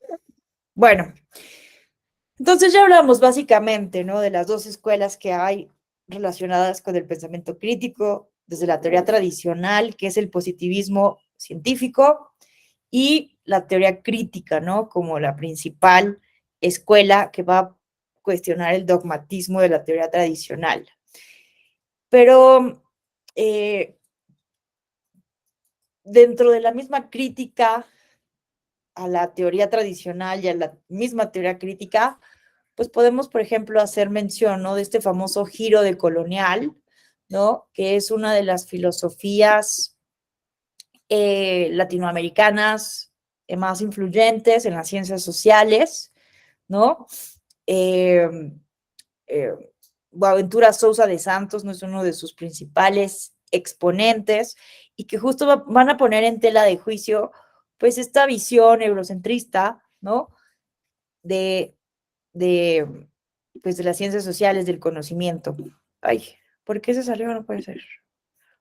No sé qué dice, denme un momento.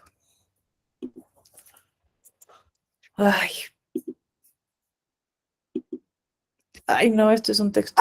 Estoy haciendo. ¿Dónde quedó?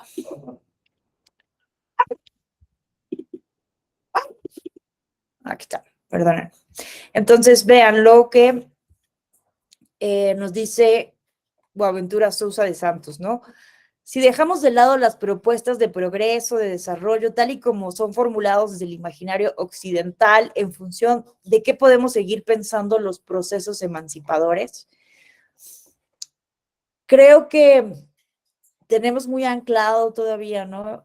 En las sociedades contemporáneas, ciertas ideas de progreso, de lo que significa el bienestar, incluso, ¿no?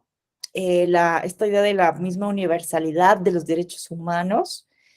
Y entonces, pues hay una invitación, ¿no? De esto que se llama giro decolonial, que son posturas epistemológicas que vienen desde América Latina, desde pensadores latinoamericanos, para crear epistemología del sur, lo que se conoce como epistemología del sur, desde nuestras propias realidades latinoamericanas. Tenemos un contexto socio, jurídico, político, económico muy diferente, muy complejo, muy distinto, ¿no? De lo que vive Estados Unidos, Europa o estas grandes potencias que representan los ideales de progreso, de civilización, de ideales, ¿no? Los ideales, estos modelos ideales, ¿no? De los que ha hablado Max Weber.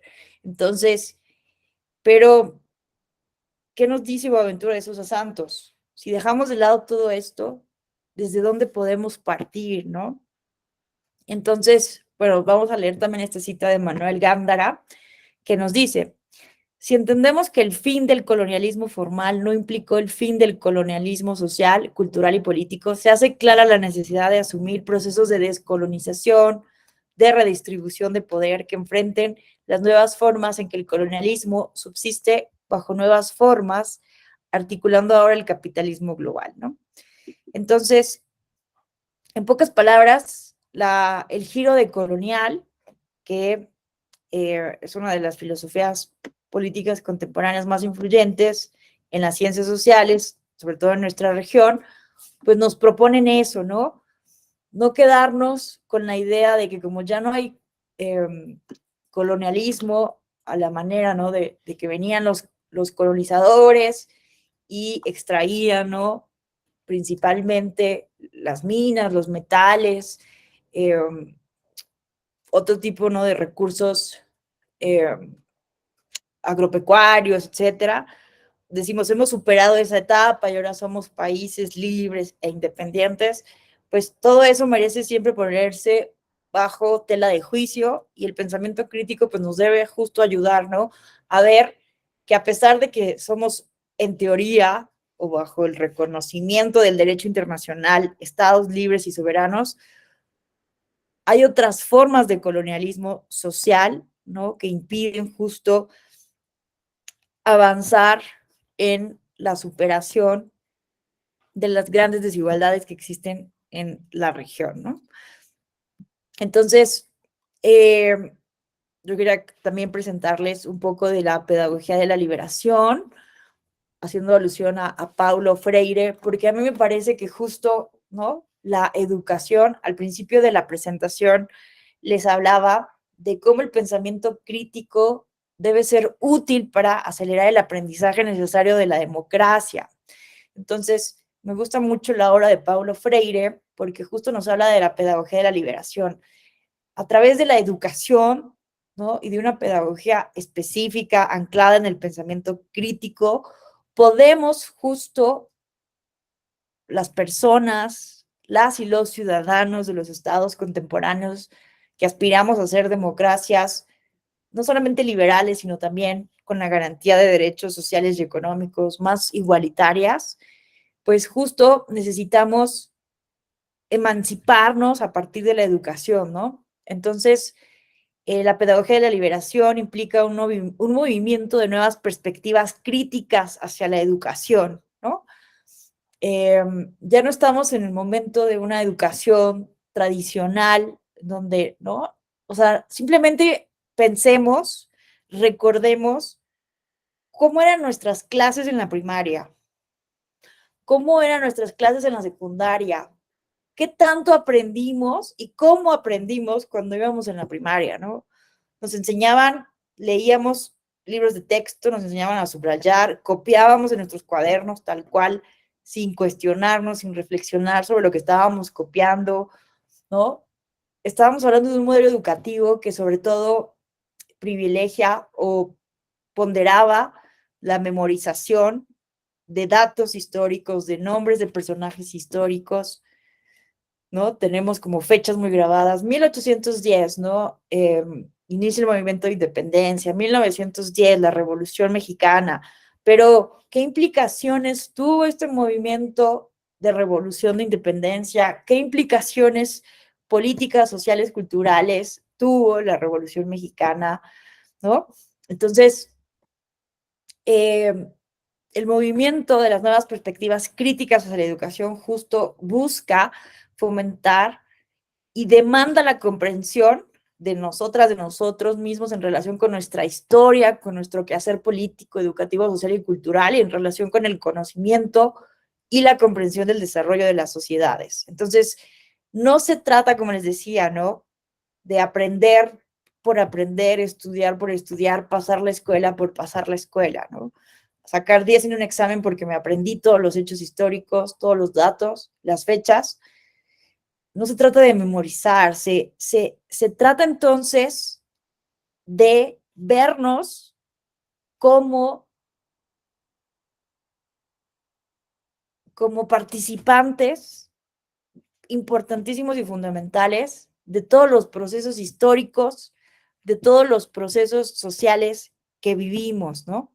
Entonces, no somos seres aislados que no tienen ninguna relación con lo que está pasando. Muchos de ustedes son servidores públicos electorales y su quehacer, todo lo que ustedes hacen día a día es fundamental para la democracia, ¿no?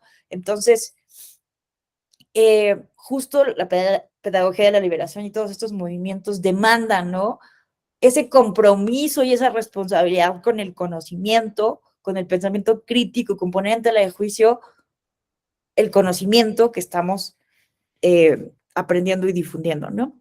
Entonces, se trata de cambiar las prácticas concretas desde la educación para no ser personas oprimidas, sino personas autónomas.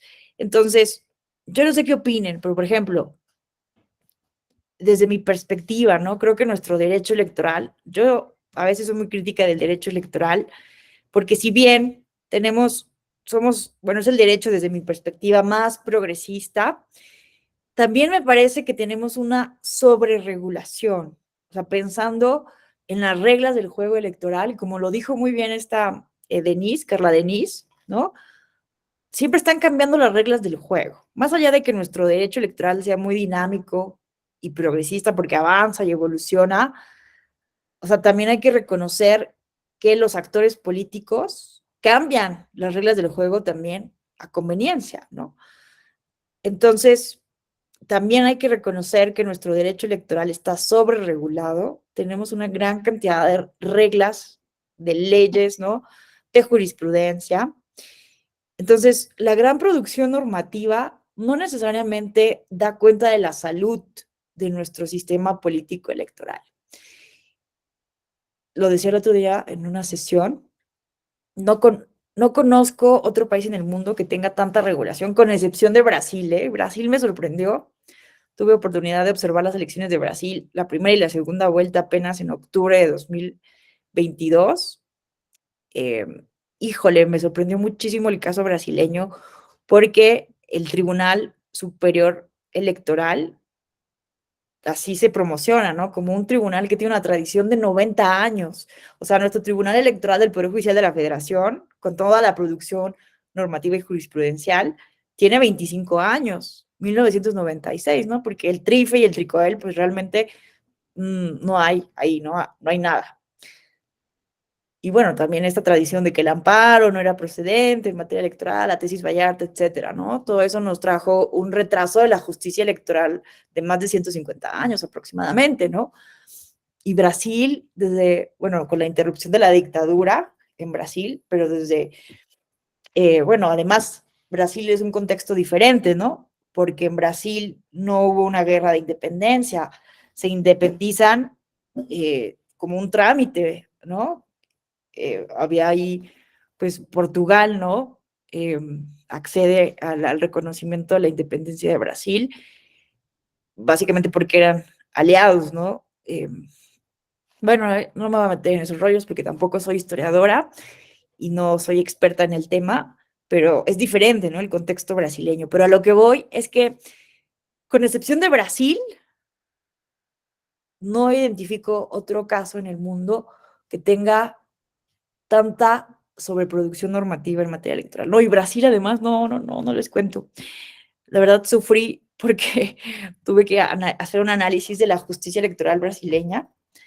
Y entonces, si uno va a ver las normas electorales, tienen un código electoral que es preconstitucional, o sea, es anterior a su constitución de 1988. Entonces, está el código electoral, luego viene la constitución, luego viene una ley electoral, una ley de inegibilidades, tiene una gran cantidad de condiciones de inegibilidad, que eso retrasa el registro de las candidaturas de manera impresionante. Luego, en el derecho electoral brasileño no hay esto que tenemos en el derecho electoral mexicano de la irreparabilidad, por ejemplo, ¿no? Sabemos nosotros que cuando los candidatos electos toman posesión del cargo y queremos impugnar, pues ya se consumó el acto de manera irreparable, ¿no? Es como una forma de terminar ya con el tema. En Brasil no. En Brasil puede una persona tomar posesión del cargo y si después de un año, a partir de una investigación procesal electoral, de un juicio procesal electoral, una investigación, se llega a la conclusión de que ese servidor público electo cometió una irregularidad o una violación a la normativa electoral, lo destituyen, y se va a una elección extraordinaria o al nombramiento de interinos, ¿no? Entonces, no, de verdad que le sufrí porque, bueno, además que todo en portugués, pero muy interesante. Pero de verdad, o sea, a lo que voy con todo esto, ya me perdí por estar contándoles del caso de Brasil. A ver, veo que aquí alguien levantó la mano. ¿Qué tal, Jesús? Te escuchamos. Gracias. Muy rápido en el tema, pues estabas comentando sobre la sobreregulación en el sistema electoral mexicano y en esa parte, pues coincido contigo. Creo que sí es un sistema que está sobreregulado. Efectivamente, no necesariamente significa la salud del propio sistema electoral, pero también creo que hay razones para ello y Claro. de las razones que veo son precisamente la cultura de la desconfianza que traemos arrastrando desde hace muchos años. Entonces, eso hace precisamente que sobreregulemos los procedimientos y demás. Y por otra parte, ya lo comentaba yo en mi anterior intervención, la proclividad de los actores políticos por estar violentando cada vez la ley y en ese sentido una norma que se entendería como que es aplicable o como que amplía el panorama de aplicación, pues resulta que ya le sacaron la vuelta y además de eso tienes que pues eventualmente hacer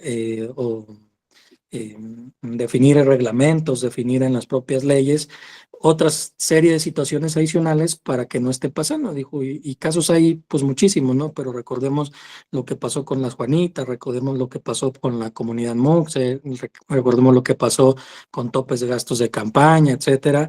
Entonces, hay situaciones en donde una norma podría ser simple, pero se vuelve más complicada precisamente por este tipo de cuestiones.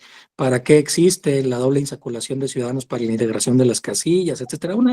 En fin, son muchísimas las circunstancias. Creo que sí se podría simplificar, pero siempre y cuando hubiera voluntad de los actores políticos de cumplir la ley, de la ciudadanía de cumplir la ley, lo que está pasando ahorita de las pre campañas anticipadas con todos estos actos que se están desarrollando a nivel nacional. Pero también creo que es de la autoridad, en ocasiones, con esa fobia a que se violente la ley, la autoridad electoral quiere adelantarse y también hace más engorrosos los procedimientos y más engorrosos los reglamentos. A veces se cumplen esos pronósticos, a veces no. Entonces creo que sí es una situación de equilibrios y pues básicamente pienso yo que se cumpliría con una legislación y una regulación más, más amable si en todo caso tuvieran todos los actores y las autoridades electorales, pues obviamente la disposición de cumplir la ley tal y como es. Gracias. Muchas gracias, Jesús. Además, porque me detuviste, yo me estaba perdiendo contándoles el caso de Brasil. Coincido completamente contigo, ¿no? Justo a eso quería llegar. Muchísimas gracias, porque lo explicaste muy bien, ¿no? Hay una razón de ser, o sea, no hay una sobreproducción normativa solo porque sí, ¿no? Porque venimos de un pasado de manipulación de las reglas electorales, de fraude electoral, y seguimos con una nula o un déficit muy grande de ética de las prácticas partidistas, ¿no? Entonces, a esto quiero llegar a la conclusión de nuestra sesión del día de hoy, que la única manera en que podríamos justo desregularizar nuestro sistema electoral, la única manera sostenible en el tiempo, pues es a partir de educación cívica, ¿no? Por eso aquí traigo a colación el tema de la pedagogía de la liberación y de perspectivas críticas educativas, porque de nada sirve, lo estamos viendo, ¿no? ¿Qué tanto influye aumentar las multas? ¿Qué tanto sirve poner un delito más en el catálogo de delitos electorales de la Ley General de Delitos Electorales? ¿Qué tanto ha servido desde el derecho sancionador mexicano para inhibir estas conductas antidemocráticas o malas prácticas, ¿no? Entonces, creo que no hay mejor forma, más sostenible a lo largo del tiempo para una democracia que justo fomentar cambiar estas prácticas concretas desde la educación, ¿no? Para no ser personas oprimidas, sino personas autónomas, ¿no? Entonces, no hay mejor remedio contra la desinformación, por ejemplo, que teniendo ciudadanía crítica que sepa por sí misma cuestionar la veracidad de la información, poder identificar la manipulación electoral, poder decir no a la compra del voto, ¿no? Poder tener este aparato crítico para decir, voy a emitir una denuncia porque estas prácticas son antidemocráticas, ¿no? Entonces, les agradezco enormemente su atención, les agradezco enormemente sus participaciones. Me parece que las reflexiones de todas y de todos contribuyeron enormemente a lo que aquí se quería transmitir. Les felicito enormemente por tomar este diplomado en pensamiento crítico. Y pues bueno, desafortunadamente no podemos agotar como todos los temas o todas las participaciones, pero ya saben que estoy a sus órdenes en mi correo electrónico marta.tellom, es que me llamo Marta Alejandra, ¿no? Por eso, marta.tellom@te.gov.mx, también estoy en mi arroba, también discutiendo permanentemente cuestiones jurídicas, políticas, lo que ustedes demanden, @ale_tello_m, y pues les deseo que concluyan con muchísimo éxito este diplomado y nos vemos en otras actividades académicas de la Escuela Judicial Electoral. Excelente día. Saludos, buen día, gracias. Buen día. Hasta la próxima.